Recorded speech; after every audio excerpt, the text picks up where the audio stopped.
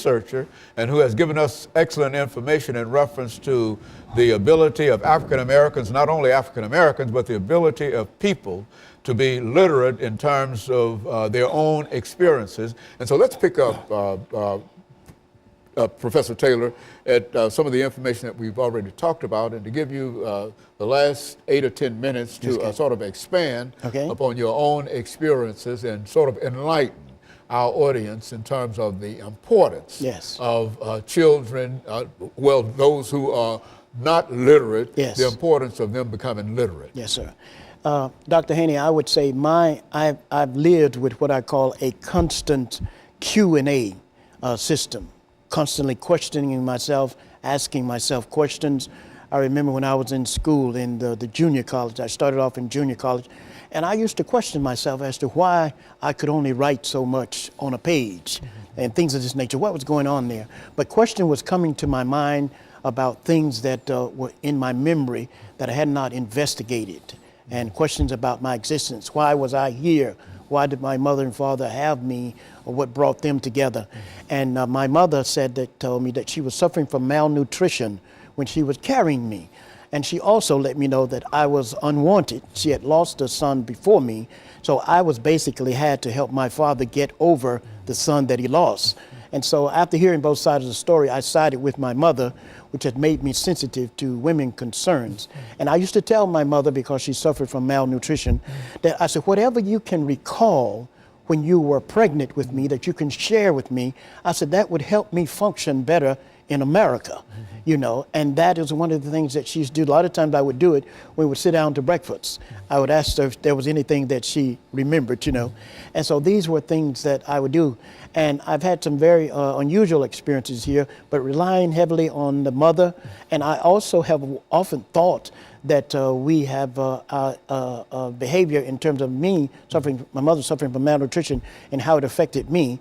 I offered my experiences to the Tennessee State and Johns Hopkins University, where they're doing something in the area of neuroscience and how math and things like that affect a child growing up according to how the mother's diet was and things like that. I felt I had experiences in here to help.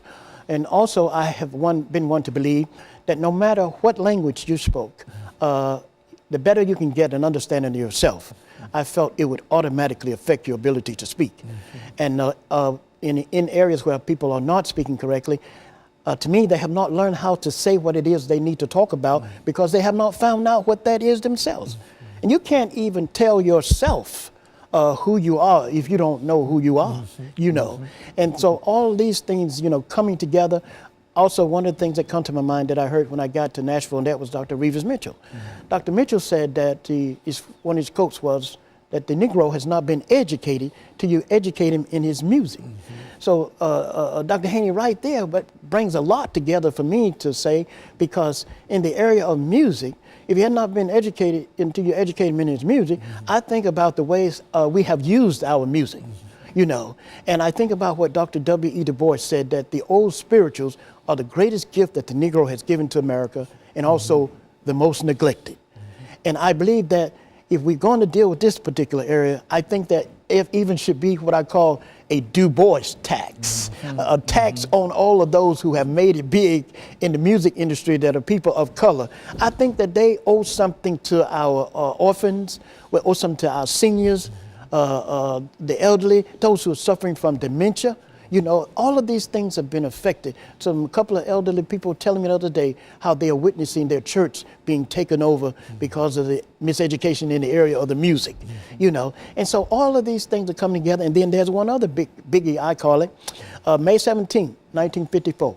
That should have been our first National Education Day. A lot of people don't know that. And in the book, Christian Activism, I think it's on page 789 and 790 or something like that, it speaks how May 17 should have been our first national education holiday. This was the coming together of Brown versus the Board of Education. That's right. And the National Baptist Convention and the NAACP was working on that, and they had come together, and Dr. Duke, who was Duke McCall, was the president of Southern University, the seminary. He was one who said that he had never heard such a great idea of bringing together to make that a national education holiday.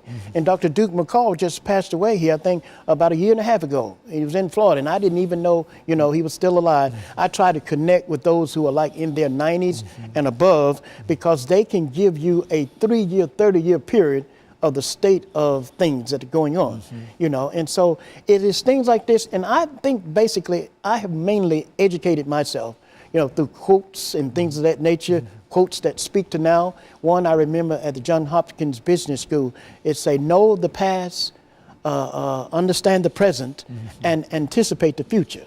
And then there is 1955, Dr. Haney, where a lot of people went into the civil rights movement. And see, this is another area of education.